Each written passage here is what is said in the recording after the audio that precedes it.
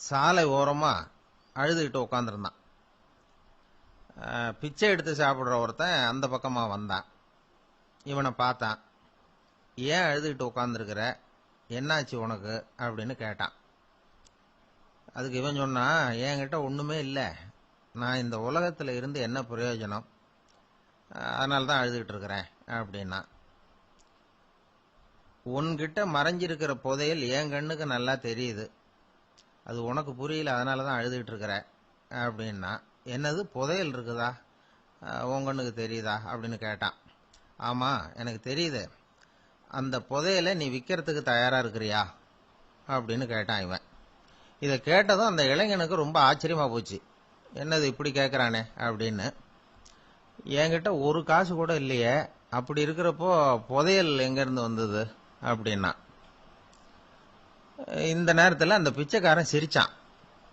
இப்படிதான் இந்த உலகத்துல எல்லாரும் சொல்லிட்டு இருக்கிறாங்க, என்கிட்ட ஒண்ணுமே இல்லை ஒண்ணுமே இல்லைன்னு சொல்லி. ஆனா அவங்க கிட்ட தான் புதையல் இருக்கு, நீ வேணும்னா என் கூட வா, நம்ம நாட்டு அரசர்கிட்ட போவோம், உன்கிட்ட இருக்கிற புதையலை அவர் நல்ல விலைக்கு எடுத்துக்குவார் அப்படின்னா. அது எப்படி உனக்கு தெரியும்னா, இதுக்கு முன்னாடியும் இது மாதிரி பல பேரை நான் ராஜா கிட்ட அழைச்சிட்டு போயிருக்கிறேன், அதனாலதான் உன்னை பார்த்தேன், உன்னையும் கூப்பிடுறேன், நீ சரின்னு சொன்னா உன்னை அழைச்சிட்டு போறேன், உங்ககிட்ட இருக்கிற புதையலை அவர் நல்ல விலை கொடுத்து எடுத்துக்குவார் அப்படின்னு சொன்னான். இவன் இப்படி சொல்றதும் அந்த இளைஞனுக்கு ஒண்ணுமே புரியல. இது என்னது இந்த ஆள் இப்படி சொல்லிட்டு இருக்கிறான், நம்மகிட்ட என்ன இருக்குது, அதுவும் இல்லாம இவனே பிச்சை எடுத்து சாப்பிட்டுக்கிட்டு இருக்கிறான், இவன் போய் நம்மள ராஜா கிட்ட அழைச்சிட்டு போறதா போறேங்கிறானே என்ன அப்படின்னு சொல்லி அவன் யோசனை பண்ணான். என்ன யோசிக்கிற, உனக்கு பணம் வேணும்னா என்னோட வா அப்படின்னா. இளைஞன் ஒரு முடிவுக்கு வந்தான். சரி, இங்கேயே உட்காந்துக்கிட்டு இருக்கிறத விட அங்கேயாவது போய் பார்ப்போமே, இங்கே அழுதுட்டு உட்காந்துருக்கிறதுல என்ன பிரயோஜனம், ஏதோ கூப்பிடுறான் போய் பார்த்துட்டு வருவோமே அப்படின்னு சொல்லி அவன் கூட புறப்பட்டான். பிச்சைக்காரன் முன்னாடி போயிட்டே இருக்கிறான், இந்த இளைஞன் பின்னாடி நடந்து போயிட்டு இருக்கான். ரெண்டு பேரும் அரண்மனையை நோக்கி போறாங்க. பாதி வழி போயிருப்பாங்க. வழியில அந்த பிச்சைக்காரன் சொன்னான், இத பாரு, முன்னாடியே சில விஷயங்களை நாம பேசிக்க வேண்டியிருக்கு, சரியா தெளிவா முடிவு எடுத்துக்கிட்டு அதுக்கப்புறம் ராஜா கிட்ட போகணும். ஏன்னா அங்க போய் அது முடியாது இது முடியாதுன்னு நாம நமக்குள்ள சண்டை போட்டுக்கிட்டு இருக்க முடியாது. ராஜாவுக்கு விலையை பத்தி கவலையே இல்லை, எவ்வளவு சொன்னாலும் நமக்கு பணம் கிடைச்சிரும். ஆனா அதுக்கப்புறம் நான் இதை விற்கிறதுக்கு தயாரா இல்லைன்னு சொல்லிடக்கூடாது. அதனால புதையலை விற்கிறதா இல்லையாங்கிறத இங்கேயே தெளிவா முடிவு செஞ்சுக்கணும், இல்லைன்னா ராஜா கிட்ட போய் அங்க போய் குழப்பிட்டு இருக்க முடியாது அப்படின்னு சொன்னான். இளைஞனுக்கு ஒண்ணுமே புரியல. என்ன சொல்ற நீ, என்கிட்டயா புதையலா, எங்க இருக்குது அப்படின்னு சொல்லி குழம்பி போனான். இப்போ அந்த பிச்சைக்காரன் சொன்னான், இத பாரு, இப்போ உதாரணத்துக்கு உன்னுடைய கண்களை எடுத்துக்கோ, அதுக்கு நீ என்ன விலை கேட்டுற போற, நான் அதுக்கு ராஜா கிட்ட இருந்து ஒரு 50,000 ரூபா வாங்கி தர முடியும். உன்னுடைய இருதயத்தை கொடுக்குறியா, 20 லட்சம் ரூபா வாங்கி தரேன். மூளையை கொடுக்குறியா, 30 லட்சம் வாங்கி தரேன். என்ன சொல்ற அப்படின்னு சொல்லி இந்த பிச்சைக்காரன் பேசிக்கிட்டே போறான். இளைஞனுக்கு கோபம் வந்துட்டுது. என்ன உளர்ற, உனக்கு என்ன பைத்தியமா, கண்ணையும் மூளையையும் இருதயத்தையுமா விற்பாங்க, என்ன விலை கொடுத்தாலும் அதையெல்லாம் நான் விற்கிறதுக்கு தயாரா இல்லை, நான் விற்க மாட்டேன், அதை கொடுத்துட்டு நான் என்ன பண்றது, இப்படி நான் மட்டும் இல்லை யாருமே இதை விற்கிறதுக்கு தயாரா இருக்க மாட்டாங்க அப்படின்னு சொன்னான் அந்த இளைஞன். இவன் இப்படி சொன்னதும் அந்த பிச்சைக்காரன் வாய் விட்டு சிரிக்க ஆரம்பிச்சுட்டான். இப்போ பைத்தியமானது நானா நீயா, லட்சக்கணக்கான கோடிக்கணக்கான ரூபாய் பொறுமானம் உள்ள பொருள்களை உங்ககிட்டயே வச்சுக்கிட்டு விற்க முடியாதுன்னு சொல்ற நீ தான் ஏழை, என்கிட்ட ஒண்ணுமே இல்லைன்னு மரத்தடியில் உட்காந்து அழுதுட்டு இருக்கிறியே அப்படின்னு சொன்னான். இன்னைக்கு பாத்தீங்கன்னா பல பேர் தன்கிட்ட புதைஞ்சிருக்கிற ஆற்றலை புரிஞ்சிக்க முடியாம அவதிப்பட்டு இருக்கிறாங்க. நம்ம கிட்ட என்ன இருக்குங்கிறது அவங்களுக்கு தெரியறது இல்லை, அதனாலதான் என்கிட்ட ஒண்ணுமே இல்லைன்னு சொல்லி அழுதுகிட்டு இருக்கிறாங்க. இத விளங்க வைக்கிறதுக்கு பெரியவங்க சொல்ற கதை இது. நம்ம கிட்ட இருக்கிற புதையலை நாம தான் தோண்டி எடுக்கணும். உண்மையான புதையல்ங்கிறது உள்ளே இருக்கு, ஆனா அதை வெளியில தேடுற ஆசாமிகள் தான் அதிகம். சராசரி மனித இயல்பு அப்படி. நம்ம கிட்ட விலை மதிக்க முடியாத பகுத்தறிவு இருக்கு, அதை வச்சுக்கிட்டு வாழ்க்கையில முன்னேறதுக்கு முயற்சி பண்ணணும். என்கிட்ட ஒண்ணுமே இல்லைன்னு நினைச்சு ஓரமா உட்காந்துடக்கூடாது. முயற்சி செஞ்சா முடியாத காரியம் எதுவுமே இல்லை. ஒரு ரயில்வே ஸ்டேஷன் பக்கம் வெளியில ஒரு டாக்ஸி நின்றுட்டு இருந்தது. அந்த பக்கமா வந்த ஒருத்தர் டாக்ஸி டிரைவரை பார்த்து சொன்னார், ஐயா, உங்க வண்டியில பின் சீட்ல ஒரு மணி பர்ஸ் கிடக்கு, யாரோ மறந்து விட்டுட்டு போயிருக்கிறாங்க அப்படின்னாரு. இல்ல அது காலி பர்ஸ் தான், நான் தான் அதை அங்க போட்டு வச்சிருக்கிறேன்னாரு டிரைவர். ஏன்னு கேட்டார் அவரு. இதுக்கு டிரைவர் சொன்னாரு, அதை பாக்குற யாராவது அதை எடுத்துக்கலாம்ங்கிற ஆசையிலேயாவது சவாரிக்கு வருவாங்க, அதுக்காக தான் போட்டு வச்சிருக்கிறேன் அப்படின்னார். கத்திய தீட்டாதே புத்திய தீட்டு அப்படின்னு ஒரு பெரியவர் புத்தி சொன்னார். அதை கேட்ட ஒரு இளைஞன், அது எப்படி பெரியவரை புத்திய தீட்டுறது? கத்திய தீட்டுன்னு சொன்னா ஒரு கருங்கல்ல கத்திய தேய்க்கலாம், புத்திய தீட்டுன்னு சொன்னா எப்படி தலையை கொண்டுட்டு போய் தரையில தேய்ச்சிட்டு இருக்க முடியுமா அப்படின்னா. அந்த பெரியவர் உடனே புரிஞ்சுக்கிட்டார், இந்த இளைஞனுக்கு புத்தி கூர்மை கம்மி அப்படிங்கறத புரிஞ்சுக்கிட்டார். அது சரி, அறிவுக்கும் புத்திசாலித்தனத்துக்கும் என்ன வித்தியாசம்? இது ஒரு முக்கியமான கேள்வி. அறிவுன்னா என்ன, புத்திசாலித்தனம்னா என்ன? இதே கேள்விய சாக்ரட்டிஸ் கிட்ட அவருடைய சீடன் ஒருத்தன் கேட்டானா. ஐயா, அறிவுக்கும் புத்திசாலித்தனத்துக்கும் என்னங்க வித்தியாசம் அப்படின்னு கேட்டிருக்கான். சாக்ரட்டிஸ் நிமிர்ந்து பார்த்திருக்கிறார் அந்த சீடனை. அதுக்கப்புறம் சொன்னாராம், நான் சொல்றேன் உன்னுடைய கேள்விக்கு பதில், ஆனா அதுக்கு முன்னாடி நீ ஒரு காரியம் பண்ணணும்னாராம். என்னங்க செய்யணும் சொல்லுங்கன்னு இருக்கான். அதோ பாரு, ஒரு பெரியவர் உட்கார்ந்துருக்கிறாரு, அவர்கிட்ட போ, இங்க இருந்து பக்கத்துல இருக்கிற அந்த கிராமத்துக்கு போய் சேர எவ்வளவு நேரம் ஆகும் அப்படின்னு கேட்டுட்டு வா அப்படி சொன்னார் சாக்ரட்டிஸ். சரின்னு சொல்லிவிட்டு இவன் போனான். அந்த பெரியவர் முன்னாடி போய் நின்னான். ஏங்க பெரியவரை, இங்க இருந்து அதோ தெரியுத அந்த கிராமத்துக்கு போய் சேர்றதுக்கு எவ்வளவு நேரம் ஆகும் அப்படின்னு கேட்டான். பெரியவர் நிமிர்ந்து பார்த்தார், ஆனா பதில் எதுவும் சொல்லல. இவன் மறுபடியும் ஒரு தடவை அதே கேள்வி அவர்கிட்ட கேட்டான். என்னங்க, நான் கேட்கறது உங்க காதுல விழுதா? அந்த கிராமத்துக்கு போய் சேர்றதுக்கு எவ்வளவு நேரம் ஆகும் அப்படின்னு சொல்லி மறுபடியும் கேட்டான். அப்பவும் அவர் பதில் சொல்லல. உடனே அவன் மனசுக்குள்ள முடிவு பண்ணிக்கிட்டான், சரி பெரியவர் ஒரு மாதிரியா தெரிகிறார், புத்தி சுவாதீனம் சரியில்லாத ஒரு மாதிரி தெரியுது அப்படின்னு நினைச்சுக்கிட்டே வந்த வழியிலேயே திரும்பி வந்துட்டான். கொஞ்ச தூரம் நடந்திருப்பான். இப்ப அந்த பெரியவர் மறுபடியும் கூப்பிட்டார், இளைஞனே இப்படி வாழ்னார். இவனுக்கு ஒன்றும் புரியல. மறுபடியும் திரும்பி நடந்தான். அவர் முன்னாடி போய் நின்னான். பெரியவர் சொன்னார், தம்பி, இங்க இருந்து அந்த கிராமத்துக்கு போய் சேர்றதுக்கு 5 நிமிஷம் ஆகும் அப்படின்னார். இப்போ அந்த இளைஞன் அந்த முதியவரை ஒரு மாதிரியா பார்க்க ஆரம்பிச்சான். அதுக்கப்புறம் கொஞ்சம் யோசிச்சான். பிறகு அவர்கிட்டே கேட்டுட்டான், ஏங்க பெரியவரை, இதே பதில அப்பவே என்கிட்ட சொல்லி இருக்கலாமே, என்ன திரும்பி போன்னு சொல்லிவிட்டு பாதி தூரம் போனதுக்கு அப்புறம் மறுபடியும் கூப்பிட்டு அதுக்கப்புறம் இப்படி சொல்றீங்களே, இது நியாயமா அப்படின்னா. பெரியவர் சிரிச்சார். அதுக்கப்புறம் சொன்னார், ஏன்பா, நீ எவ்வளவு வேகமா நடக்கிறேங்கிறத பார்க்காம நீ கிராமத்துக்கு போய் சேர வேண்டிய நேரத்தை எப்படி என்னால சொல்ல முடியும்? அதனாலதான் உன்னை கொஞ்ச தூரம் நடக்க விட்டு உன்னுடைய நடையின் வேகம், அந்த கிராமம் இருக்கிற தூரம் ரெண்டையும் கணக்கு போட்டு அதுக்கப்புறம் நேரத்தை சொன்னேன்னார். சீடன் வந்து தலை குனிந்தான். அப்படியே திரும்பி வந்து சாக்ரட்டிஸ் முன்னாடி நின்னான். சாக்ரட்டிஸ் இப்ப சொல்றார், தம்பி, அதுக்கு பேர் தான் புத்திசாலித்தனம். இந்த அறிவு கூர்மை வந்து எல்லா இளைஞர்களுக்கும் வரணும் அப்படிங்கறதுக்காகத்தான் கத்தியை தீட்டாத புத்தியை தீட்டு அப்படின்னு பெரியவங்க எல்லாம் சொல்லிட்டு இருக்கிறாங்க. புத்தியை தீட்டுறவங்க எல்லாம் வாழ்க்கையில அறிவாளியாராங்க, தீட்டாதவங்க கோமாளியாராங்க.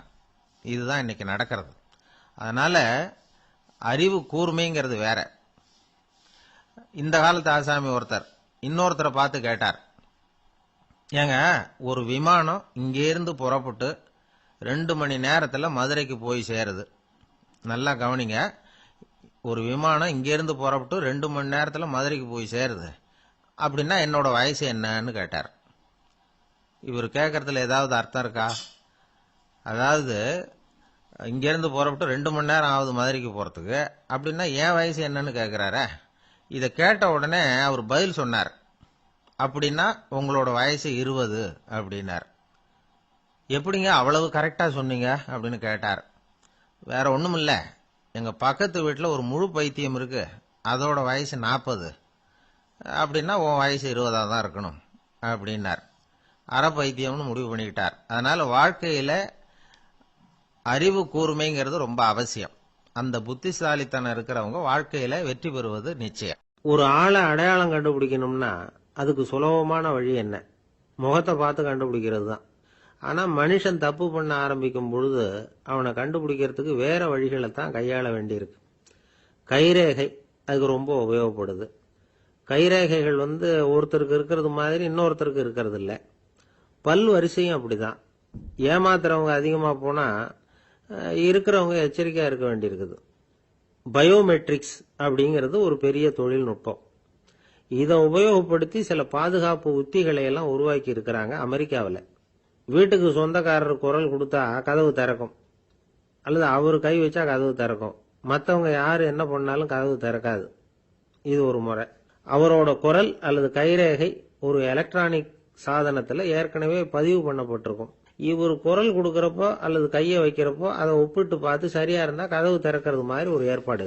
இதே மாதிரி ஒருத்தரோட விழித்திரையில உள்ள இரத்த குழாய் அமைப்பு பாருங்க, அது கூட ஒருத்தருக்கு இருக்கிறது மாதிரி இன்னொருத்தருக்கு இருக்கிறது இல்லை. அதனால அதை வச்சு அடையாளம் கண்டுபிடிக்கக்கூடிய சாதனங்களும் இப்போ பழக்கத்துக்கு வந்தாச்சு.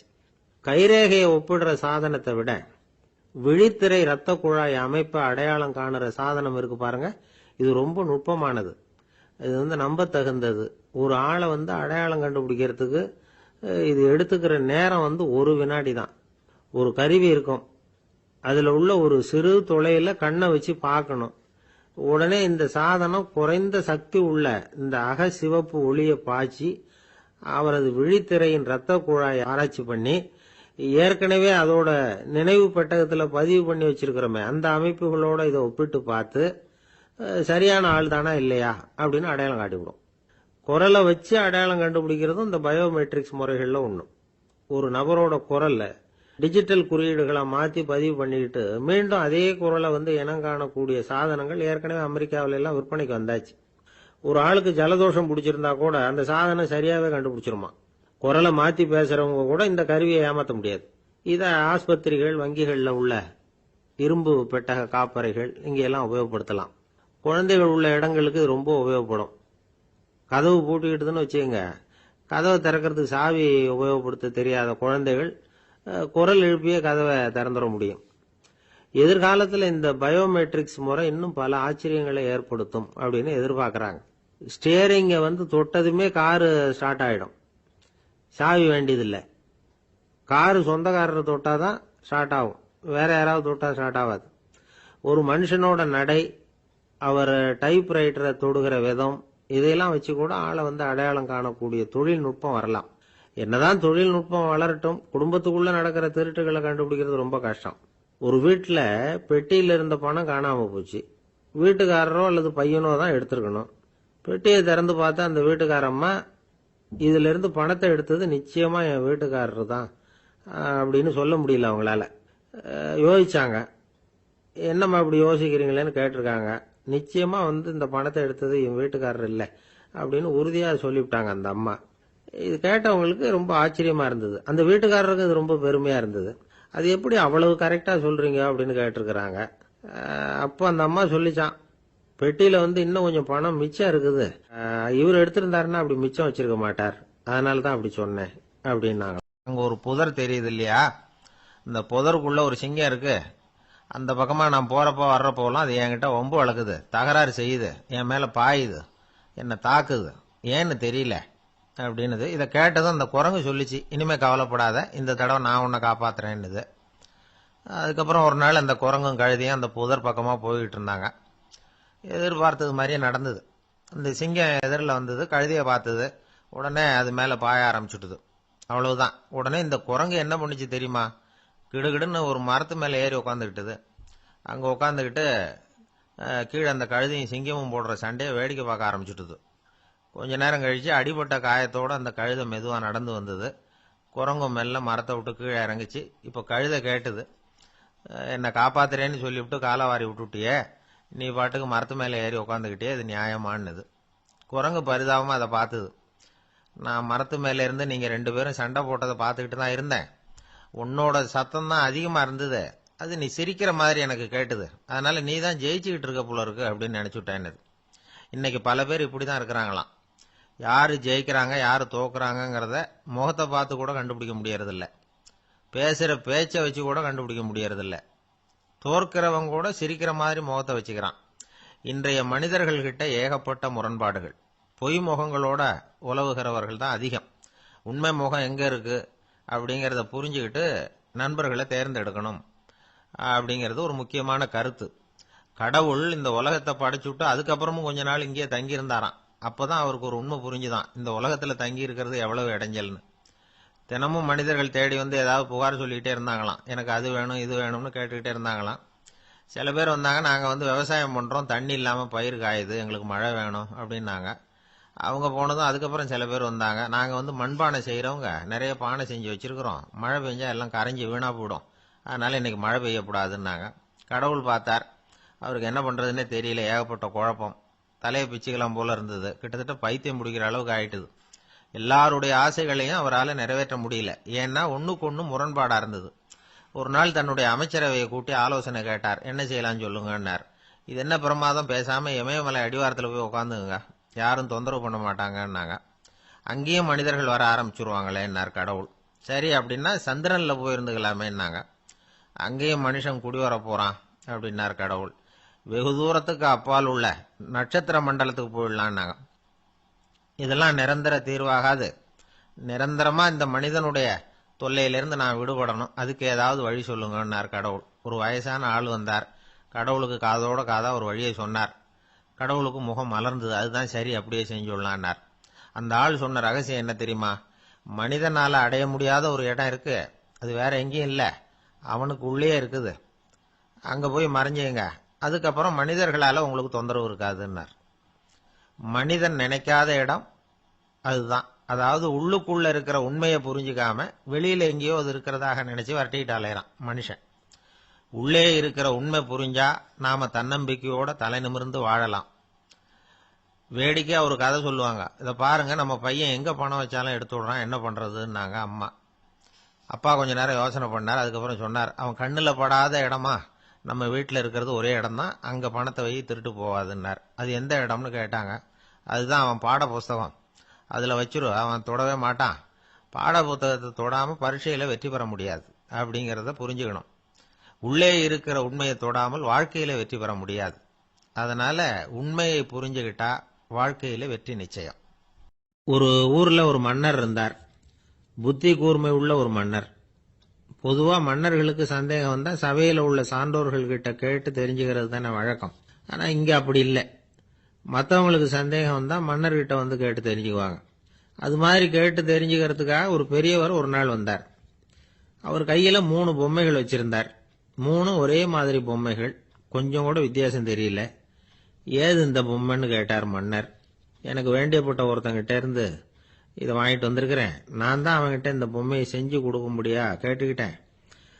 அவன் ரொம்ப புத்திசாலி, அவன் தான் இதை செஞ்சு கொடுத்தான், ஆனால் அதில் ஒரு சிக்கல் அப்படின்னார். என்ன பிரச்சனைன்னு கேட்டிருக்காரு இவர். நான் அவன்கிட்ட கேட்டது 3 விதமான பொம்மைகளா இருக்கணும்னு கேட்டேன், அவன் என்னடான்னா 3 ஒரே மாதிரியாக செஞ்சு கொடுத்துட்டான் அப்படின்னார். அவங்கிட்டே கேட்கறது தானே அப்படின்னு இருக்காரு இவர். கேட்டேன், அவன் என்ன சொல்றான்னா இது 3 ஒரே மாதிரி பொம்மை கிடையாது, 3 விதம், ஒன்றுக்கு ஒன்று வித்தியாசம் இருக்குது, இந்த 3 பொம்மையும் 3 விதமான நண்பர்களுக்கு உதாரணங்கள் அப்படின்னு சொல்றான். எனக்கு ஒன்றும் புரியல, அதுதான் உங்ககிட்ட வந்தேன் அப்படின்னார். சரி, அந்த பொம்மைகளை இப்படி கொடுங்க அப்படின்னு வாங்கினார் மன்னர். எடுத்துக்கிட்டு உள்ள போனார். கொஞ்ச நேரம் கழிச்சு வெளியில வந்தார். அதுக்கப்புறம் சொன்னார், இதை பாருப்பா, அவன் சொன்னது சரிதான், 3 விதம் தான். இது இருக்குதே முதல் பொம்மை, இது உத்தமமான நண்பனுக்கு உதாரணம். இந்த 2வது பொம்மை இது மத்தியமமான நண்பனுக்கு உதாரணம். அந்த 3வது பொம்மை இருக்குதே அது மோசமான நண்பனுக்கு உதாரணம். இதை செஞ்சவன் உண்மையிலேயே பெரிய அறிவாளி தான் அப்படின்னாராம். வந்தவருக்கு ஒன்றும் புரியல. பார்த்தா ஒன்றும் வித்தியாசம் தெரியலையே அப்படின்னு அவன் குழம்பி போய் நிற்கிறான். இப்போ அந்த மன்னர் விளக்கம் கொடுக்கிறார். அந்த 3 பொம்மையையும் எடுத்து முன்னாடி வச்சார். ஒரு மெல்லிய கம்பியை கையில் எடுத்தார். அந்த முதல் பொம்மை காதில் விட்டார். கொஞ்ச தூரம் உள்ள போய் அப்படியே நின்றுட்டுது அந்த கம்பி. அப்புறம் 2வது பொம்மை காதில் அந்த கம்பியை விட்டார். அந்த கம்பி என்னாச்சுன்னா அப்படியே அது வாய் வழியா வெளில வந்தது. 3வது பொம்மை காதில் கம்பியை செலுத்தினார். அது நேரா இன்னொரு காது வழியா வெளியில வந்தது. இந்த முதல் வகை இருக்குதே, அது மாதிரியான நண்பர்கள் எப்படி தெரியுமா? நம்ம கஷ்டத்தை அவங்க கிட்ட சொன்னா பேசாம கேட்டுக்குவாங்க.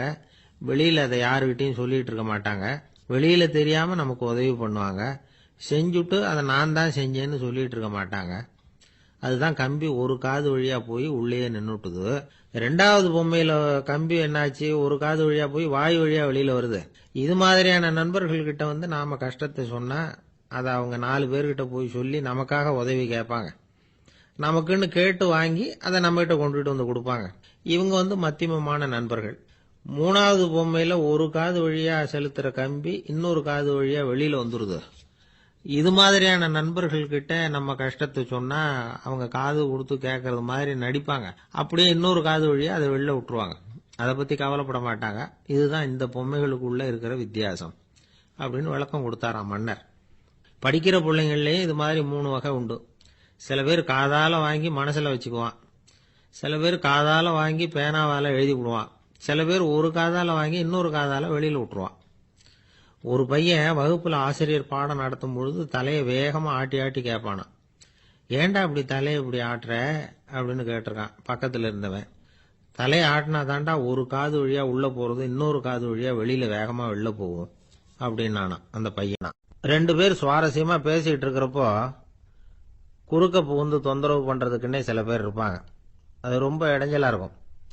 இதே மாதிரி மின்காந்தம் கூட குறுக்க புகுந்து தொந்தரவு பண்ணும். கடைசியில் அது ஒரு பெரிய இடைஞ்சல கொண்டாந்து விட்டுரும். சில வீடுகளில் கேபிள் கனெக்ஷன் இல்லாம சில தனியார் டிவி காட்சிகள் தெரியும். அதுக்கு என்ன காரணம்னா இந்த மின்காந்த குறுக்கீடு தான் காரணம். இதைத்தான் சுருக்கமா EMI அப்படின்னு சொல்றாங்க. அதாவது எலக்ட்ரோ மேக்னெட்டிக் இன்டர்ஃபியரன்ஸ். இது ஏற்படக்கூடிய இடங்கள் எது எதுன்னு எடுத்துக்கிட்டா அது ஒரு பெரிய பட்டியலாவே போயிடும்.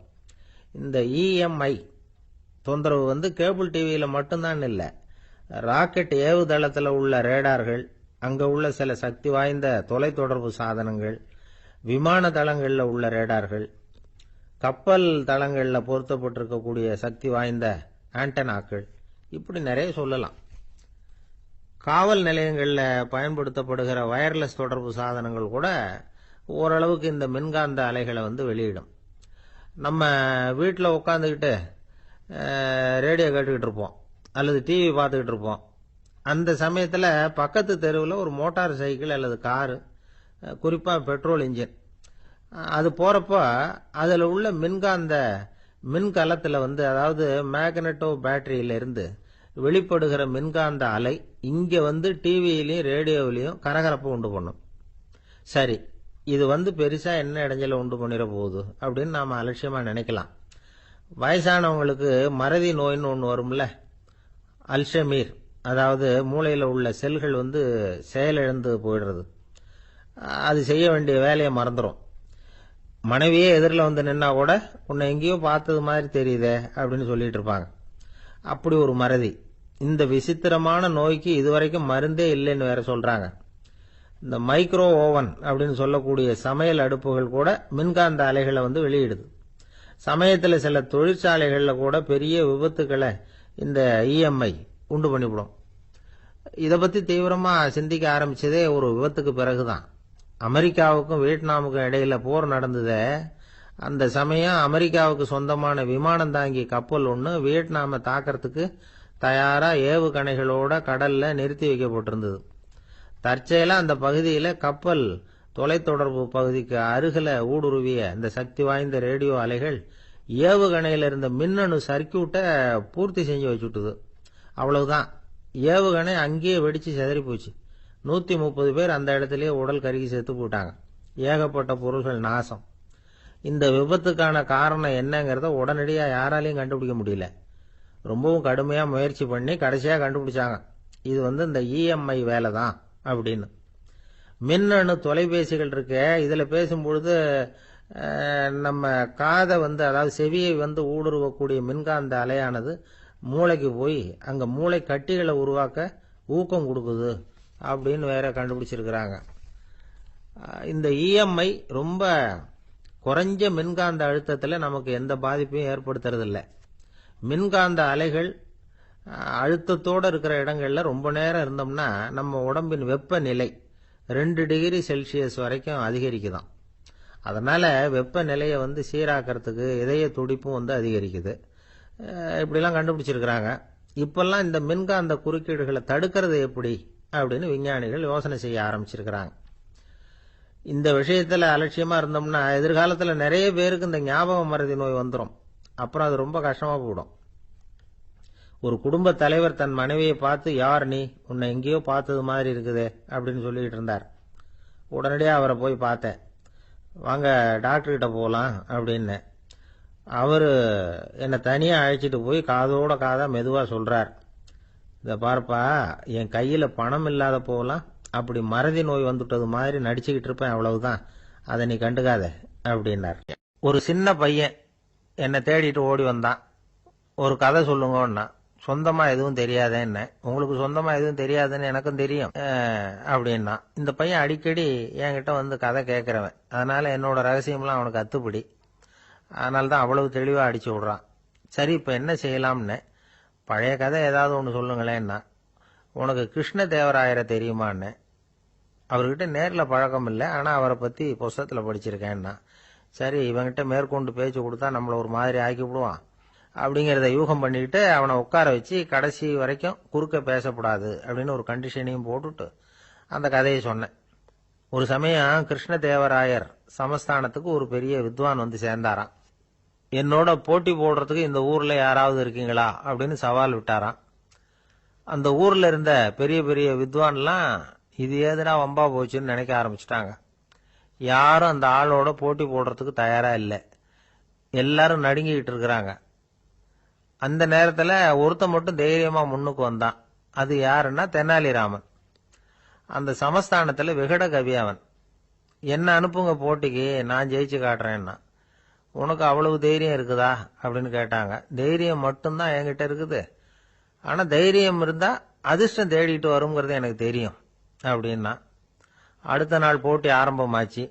அந்த பெரிய வித்வான் வந்து நின்னார். தெனாலிராமன் எதிரில் வந்து நின்னான். அந்த வித்வான் ஒரு விரல காட்டினார். தெனாலிராமன் பதிலுக்கு 2 விரல காட்டினான். வித்வான் 3 விரல காட்டினார். இவன் உடனே 4 விரல காட்டினான். உடனே 5 விரல காட்டினார் அவரு. தெனாலிராமன் உடனே தன்னுடைய கை முஷ்டியை காட்டினான், கையை மூடி காட்டினான். அவ்வளவுதான். அந்த பெரிய வித்வான் கிருஷ்ணதேவராயர் காலில் விழுந்தார். நான் தோத்துட்டேன், என் தோல்வியை ஒத்துக்கிறேன் அப்படின்னு சொல்லிவிட்டார். கிருஷ்ணதேவராயர் அவரை தனியா அழைச்சிட்டு போய் என்ன நடந்ததுன்னு விசாரிச்சார். அந்த வித்வான் விளக்கம் கொடுத்தார். ஆண்டவன் ஒருவன் தான் உண்டுங்கிறத விளக்கறதுக்காக நான் ஒரு விரல காட்டினேன். அப்படி இல்ல, சக்தியை சேர்த்தா சக்தி சிவன் 2 பேர் உண்டுன்னு உங்க வித்வான் 2 விரல காட்டினார். மூர்த்திகள் 3 பேருங்கிறதுக்காக நான் 3 விரல காட்டினேன். வேதங்கள் 4ன்னு சொல்லி அவர் 4 விரல காட்டினார். பஞ்சபூதங்கள் 5ன்னு நான் 5 விரல காட்டினேன். அதையெல்லாம் அடக்கி ஆளணும்னு சொல்லி அவர் கையை மூடி உறுதியா காட்டினாரு. அடடா, உங்க வித்வானுக்கு எப்பேற்பட்ட அறிவு, அவர் தான் ஜெயிச்சார், நான் தோத்துட்டேன் அப்படின்னார் அவர். அப்படி சொல்லிவிட்டு அவர் போயிட்டார். அதுக்கப்புறம் தெனாலிராமனை கூப்பிட்டு என்னப்பா நடந்தது அப்படின்னு கேட்டாராம். அதுக்கு தெனாலிராமன் விளக்கம் கொடுத்துருக்கிறான். அவன் முதல்ல என்ன கொன்னுடுவேன்னு அந்த வித்வான் ஒரு விரல காட்டினான். உடனே ஒரு 2 கண்ணையும் தோண்டி போடுவேங்கிறதுக்காக நான் 2 விரல காட்டினேன். உனக்கு நாமம் போட்டுருவேன்னு சொல்லி 3 விரல காட்டினான். அதை அழிச்சிருவேன்னு 4 விரல காட்டினேன். உன்னை அரைஞ்சிருவேன்னு அவன் 5 விரல காட்டினான். நான் உங்களை குத்தி போடுவேன்னு சொல்லி கையை மூடி காட்டினேன் அப்படின்னா. இப்ப பாருங்க, ஜெயிச்சது யார்? தைரியம் மட்டும் இருந்துட்டா அதிர்ஷ்டம் தானா தேடி வருங்கிறது எவ்வளவு உண்மையா போச்சு. அதனால நாம எப்பவும் தைரியமா இருக்கணும்னு சொல்லிவிட்டு என் எதிரில் கதை கேட்டுட்டு உட்காந்துருந்த சின்ன பையனை பார்த்தேன். அவன் என்னை நிமிர்ந்து பார்த்தான். அவன் தன்னோட கை கால் 2ஐயும் ஒரு மாதிரியா என் முன்னால தூக்கி 20 விரல காட்டினான். எனக்கு ஒன்றும் புரியல. இதுக்கு என்னப்பா அர்த்தம்னு கேட்டேன். இதே கதையை இதுக்கு முன்னாடி என்கிட்ட 20 தடவை நீங்க சொல்லியிருக்கீங்கன்னு அர்த்தம் அப்படின்னு. ஒரு நண்பர் அவசர அவசரமா என்கிட்ட ஓடி வந்தார். அப்புறம் சொன்னார், என்னால நம்பவே முடியல சார், என் பையனா இப்படி அப்படின்னு சொல்லி ஆச்சரியப்பட்டார். உங்க பையன் அப்படி என்னதான் செஞ்சுட்டான்னு கேட்டேன். என்னால முடியாத ஒரு காரியத்தை அவன் சுலபமா செஞ்சுட்டான் சார் அப்படின்னார். அது என்ன, உங்களால முடியாத காரியத்தை அவன் செஞ்சுட்டாங்கிறீங்க, அது என்ன காரியம்னு தான் சொல்லுங்களேன். என்ன, 5ஆம் வகுப்புல ஒரே தடவையில பாஸ் ஆயிட்டான் சார், அதாவது ஒரே அட்டம்ப்ட்ல பாஸ் ஆயிருக்கிறான் அப்படின்னார். மூச்சு வாங்க. கஷ்டப்பட்டு பரீட்சை எழுதினவன் அவன், இவருக்கு மூச்சு வாங்குது. நம்மால செய்ய முடியாத ஒரு காரியத்தை இன்னொருத்தர் செய்யும் போது அது நமக்கு ஆச்சரியமா தெரியுது. இப்ப சர்க்கஸ் பாக்குறோம், அங்க ஒருத்தர் அந்தரத்துல தொங்குறார். அதை பாக்குறப்போ அது நமக்கு ஆச்சரியமா தெரியுது. ஏன்னா அது மாதிரி அந்தரத்துல தொங்குறதுங்கிறது நம்மால முடியாத காரியம். நம்மால முடியாத ஒண்ண அடுத்த ஒருத்தர் ரொம்ப சுலபமா செய்யறப்போ நாம மருள்வது இயற்கை. இதைத்தான் தொல்காப்பியம் மருட்கை அப்படின்னு சொல்லுது. இந்த வியப்பு இருக்குதே, இது 4 வகையில ஏற்படுதான். அதையும் தொல்காப்பியம் தான் சொல்லுது. அது என்ன 4 வகை அப்படின்னா, முதல் வகை எப்படின்னா புதுமையான அரிய செயல்களை செய்வது. 2வது வகை என்னன்னா பெரிய செயல்களை செய்யறது. 3வது வகை எப்படின்னா மிக நுட்பமான செயல்களை செய்யறது. 4வது வகை ஆக்கம் தரும் செயல்களை செய்யறது. புதுமை, பெருமை, சிறுமை, ஆக்கமோடு மதினம் சாலா மருட்கை 4 அப்படிங்கிறது தொல்காப்பியம். இன்னைக்கு விஞ்ஞானம் புதுசு புதுசா எதையோ கண்டுபிடிச்சிக்கிட்டு இருக்குது. அந்த கண்டுபிடிப்புகளை எல்லாம் பார்க்கறப்போ ஆரம்பத்தில் ஆச்சரியமா இருக்கு, அதுக்கப்புறம் நமக்கு பழகி போடுது. இப்போ வானொலி பெட்டி புதுசா வந்தப்போ அதை சுற்றி எவ்வளவு கும்பல், ஒரு பெட்டி பேசுது அப்படிங்கிறது எவ்வளவு வியப்புக்குரிய விஷயம். இப்ப யாரும் வானொலி பெட்டியை ரொம்ப ஆச்சரியத்தோட பாக்குறது இல்ல. வச்சிருந்தாதான் ஆச்சரியமா பார்ப்பாங்க சில பேர், இந்த காலத்துல இப்படி வச்சிருக்கிறாரேன்னு சொல்லி. மாறா அதை அலட்சியமாவும் பார்க்க ஆரம்பிச்சுட்டாங்க. மதினம் சாலா மருட்கை அப்படின்னு ஒரு சொற்றொடர் வருது பாருங்க, அதுல கருத்தாழம் உண்டு. எதை பத்தியும் போதுமான அளவு புரிஞ்சிக்காதப்போ ஒருத்தர் ஆச்சரியப்படுறார், புரிஞ்சுகிட்டதுக்கு அப்புறம் ஆச்சரியம் மறைஞ்சு போடுது. மிக நுட்பமான செயல்களும் நம்மளை ஆச்சரியப்பட வைக்குது. ஒரு அரிசியில ஒரு திருக்குறள் எழுதி காட்டுறாங்க, ஒரு முட்டை ஓட்டுக்குள்ள ஓவியம் தீட்டி காட்டுறாங்க. கருங்கல் சிற்பங்கள்ல எவ்வளவு நுட்பமான வேலைப்பாடுகள், அதையெல்லாம் பார்த்து ஆச்சரியப்படுறோம். இது மாதிரியே ஆக்கப்பூர்வமான செயல்களும் நம்மளை வியப்பில் ஆழ்த்தும். குப்பை கூலங்களை கூட வாழ்க்கைக்கு பயன்படுகிற பொருளா மாற்றுகிறவர்கள் இருக்கிறாங்க. அவங்களுடைய செயல் நமக்கு ஆச்சரியத்தை தருது. இடைக்காட்டு சித்தர்னு ஒருத்தர் இருந்தார். அவர் பாடிய மூவடி 30ங்கிற நூல்ல ஒரு பாட்டு வருது. ஆற்றல் பிறர் அறிதலின் ஆகம் கிளர்வு உறுதலின் கற்று அறிபாணர் கெழுமிய கோடலின் தோற்றம் உருகவே போற்றல் சால் வியப்பே. ஒருத்தருடைய ஆற்றல் தெரியாமல் இருந்தது, அவருடைய அரிய செயல்களை பார்க்கும் பொழுது வியப்பா இருந்தது, மனசுக்குள்ள கிளர்ச்சி. பாவலர்கள் இவர்கள் புகழப்பாடி மற்றவர்களும் தெரிந்து கொள்ளுமாறு செய்கிறார்கள். ஆக எல்லா வகையிலுமே மக்கள் தங்களுடைய வாழ்க்கையில முன்னேறுவதற்கு வழிகாட்டுகிற ஒரு மெய்ப்பாடு தான் வியப்புங்கிறது. இன்னைக்கு இளைஞர்கள் இதை நல்லா புரிஞ்சுக்கணும். ஆச்சரியப்படுங்கள், ஆச்சரியப்பட வைப்பீர்கள். இந்த காலத்துல நம்ம எப்படி எல்லாமோ ஆச்சரியப்பட வைக்கிற அதிசய மனிதர்கள் இருக்கிறாங்க. ஒரு ஆளை பிடிச்சி ஜெயிலுக்கு கொண்டுட்டு வந்தாங்க. சிறை அதிகாரி அவனை ரொம்பவும் ஆச்சரியமா பார்த்தார். இவன் கேட்டான், ஏன் சார் அப்படி பாக்குறீங்க, நான் இப்ப இங்க வந்தது உங்களுக்கு ஆச்சரியமா இருக்கா அப்படின்னு கேட்டான். இதுக்கு சிறை அதிகாரி சொன்னார், நீ இப்போ இங்க வந்ததுல எனக்கு ஒன்னும் ஆச்சரியம் இல்லப்பா, ஏற்கனவே நீ இங்கிருந்து விடுதலை ஆகி போய் 6 மாசம் ஆச்சு, இவ்வளவு லேட்டா திரும்பி வர்றியா, அதுதான் எனக்கு ஆச்சரியம் அப்படின்னாராம். இது ஒரு வகையான ஆச்சரியம். ஆனா வாழ்க்கையில வியப்புங்கிறது ஒரு தேவைப்படுகிற மெய்ப்பாடு. ஆச்சரியப்படுவோம், ஆச்சரியப்பட வைப்போம். அப்படி இந்த உண்மையை புரிந்து கொண்டோம்னா நம்ம வாழ்க்கையில வெற்றி நிச்சயம். ஒருத்தர் வேகமா நடந்து போறார். கடத்தெருவில் ஒரு ஸ்வீட்டு கடையை பார்க்கிறார். உடனே சடன் பிரேக் போட்டது மாதிரி நிக்கிறார். ஒரு ஸ்வீட் வாங்கி சாப்பிடலாமேன்னு மனசு சொல்லுது. டாக்டர் வேணாம்னு சொல்லியிருக்கிறார், உடம்புக்கு ஒத்துக்காது, அதனால அது வேணாம்னு சொல்லுது அறிவு. இவர் மனசு சொல்றத கேட்கல, அறிவு சொல்றபடி கேட்கிறார். அதனால மறுபடியும் வேகமா அங்கிருந்து நடந்து போயிடுறார். அவர் நல்ல மனுஷன்.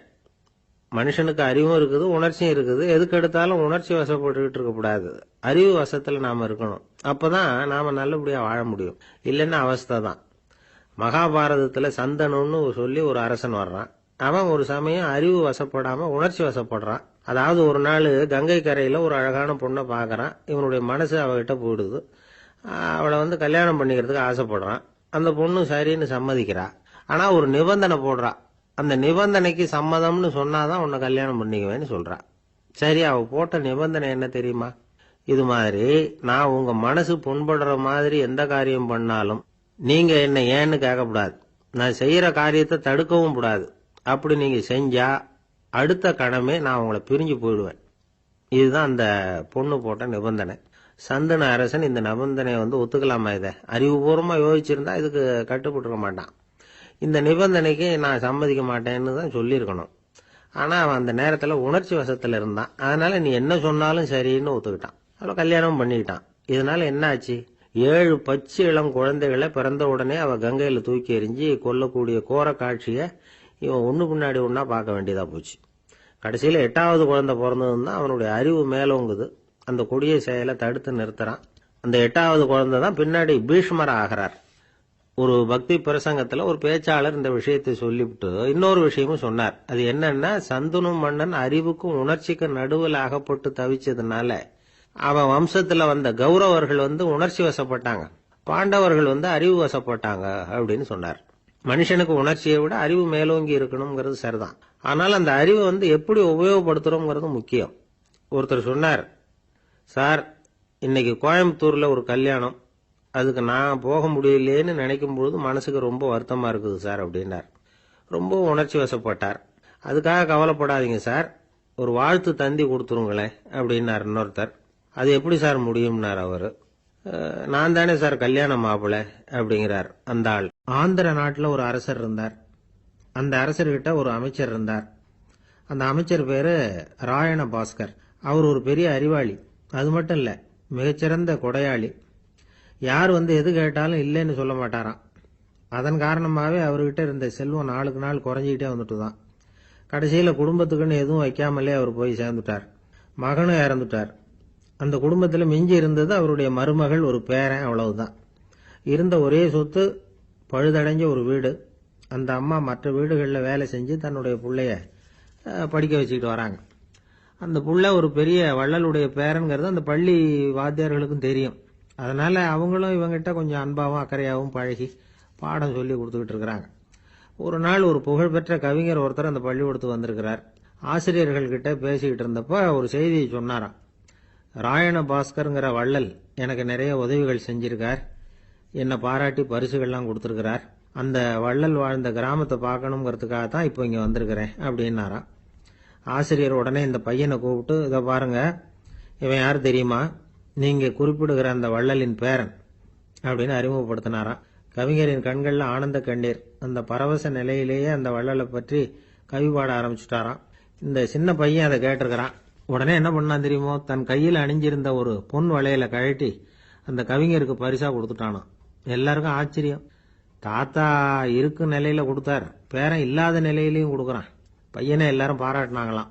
இருந்தாலும் அவனுக்குள்ள ஒரு பயம் எதுவும் ஆரம்பமாச்சு. பள்ளிக்கூடம் விட்டு வீட்டுக்கு வரும்பொழுது அந்த பயம் இன்னும் அதிகமாயிட்டுது. அம்மா என்ன சொல்லுவாங்களோ தெரியலையே, ஏதோ திடீர்னு தோணிச்சு வளையல கழட்டி கொடுக்கணும்னு கொடுத்துட்டோம். குடும்பம் இருக்கிற நிலையில இப்படி நான் செஞ்சது தப்பா, வீட்டு செலவுக்கே அம்மா எவ்வளவு கஷ்டப்படுறாங்க, வீட்டுக்கு போனதும் என்ன நடக்குமோ தெரியலையே அப்படின்னு நினைச்சு பயந்துகிட்டே அவன் வீட்டுக்குள்ள அடி எடுத்து வைக்கிறான். அம்மா கூப்பிட்டு சாப்பாடு போட்டாங்க. அவங்க கண்ணில் படக்கூடாதுங்கிறதுக்காக ஒரு கையை பின்னாடி மறைச்சிக்கிட்டே இருந்தான். அம்மா இதை கவனிச்சுட்டாங்க. ஏய், உன் கையை ஏன் அப்படி வச்சிருக்கிற, உன் கைக்கு என்னாச்சு, ஏதாவது அடிபட்டு போச்சா அப்படின்னு கேட்டுக்கிட்டே கையை எடுத்து பார்க்கறாங்க. வளையல காணல. வளையல் எங்க அப்படின்னு கேட்கறாங்க. இவன் தயங்கிக்கிட்டே நடந்ததை சொல்றான். அது கேட்டதும் அந்த அம்மாவோட முகம் கோபத்தால சிவந்து போச்சான். முட்டாளே, என்ன காரியம் பண்ண அப்படின்னு கன்னத்துல அரைஞ்சிட்டாங்களாம். அம்மா, என்ன அடிக்காத, ஏதோ தெரியாம தப்பு பண்ணிட்டேன் அப்படின்னு இருக்கான். மகனே, வளையல கொடுத்ததுக்காக நான் உன்னை அடிக்கல, அப்படிங்க பின்ன எதுக்கு அடிச்சேன்னு கேட்டிருக்கான். உன் பாட்டனார் ஒரு பெரிய வள்ளல், அவர் எதையும் பாதி வேலையை செய்யறதில்ல, அவருடைய பேரை நீ அரைகுறை வேலை செஞ்சுட்டு வந்திருக்கிற அப்படின்னாங்களாம். என்னம்மா சொல்றேன் இருக்கான். நீ ஒரே ஒரு வளையல மட்டும்தானே கழட்டி கொடுத்துருக்குற, கொடுக்கறதா இருந்தா ரெண்டையும் சேர்த்துல கொடுத்துருக்கணும், அதுதானே உங்க தாத்தாவுக்கு பெருமை அப்படின்னாங்களாம். அம்மா, தெரியாம செஞ்சுட்டேன், உங்ககிட்டையும் அரை வாங்கிட்டேன் அப்படி இப்படின்னு அவன் சொல்லியிருக்கிறான். இப்போ அம்மா கொஞ்சம் இருங்க, அந்த கவிஞர் இன்னைக்கு நம்ம ஊர்ல தான் தங்கி இருப்பார், நாளைக்கு காலையில தான் அவர் எங்க இருக்காருன்னு விசாரிச்சு இன்னொரு வளையலையும் கொடுத்துட்றேன் அப்படின்னு இருக்கான். மகனே, நல்ல செயல்களை எல்லாம் நாளைக்குன்னு ஒத்தி போடாத, நாளைக்கு என்ன நடக்குங்கிறது யாருக்கு தெரியும், இப்பவே போ, எங்க இருக்காருன்னு பாரு அப்படின்னு இருக்காங்க. மகன் புறப்பட்டான். பள்ளி ஆசிரியர்கிட்ட போய் கேட்டானா அந்த கவிஞர் எங்க இருக்காருன்னு. அவர் சொன்னாராம். உடனே போய் அவர் இருக்கிற இடத்துல கதவை தட்டியிருக்கான். ராத்திரி நேரத்தில் இவனை கண்டதும் அவருக்கு ரொம்ப ஆச்சரியம். இவன் இன்னொரு கை வளையலையும் எடுத்து நீட்டியிருக்கான். அவர் திகைச்சு போய் நிற்கிறார். அவரால் என்ன பண்றதுன்னே தெரியல. ஆனந்த கண்ணீர். இது பெரியவர்கள் கூற கேட்ட ஒரு வரலாறு. இன்னைக்கு இப்படிப்பட்டவங்களை பார்க்க முடியுமா? வறுமை வள்ளல் தன்மையை ஒன்று செய்து விடாதுங்கிறதுக்கு இது ஒரு உதாரணம். ஒருத்தன் இன்னொருத்தனை பார்த்து கேட்டானா, எங்க தாத்தா உங்க தாத்தாவுக்கு 100 ரூபா கடன் கொடுத்துருக்கிறார், அதை எப்ப திருப்பி கொடுக்க போறேன்னு. கவலைப்படாத, எங்க பேரன் அதை உங்க பேரன்ட்ட திருப்பி கொடுத்துருவான் அப்படின்னு நானா.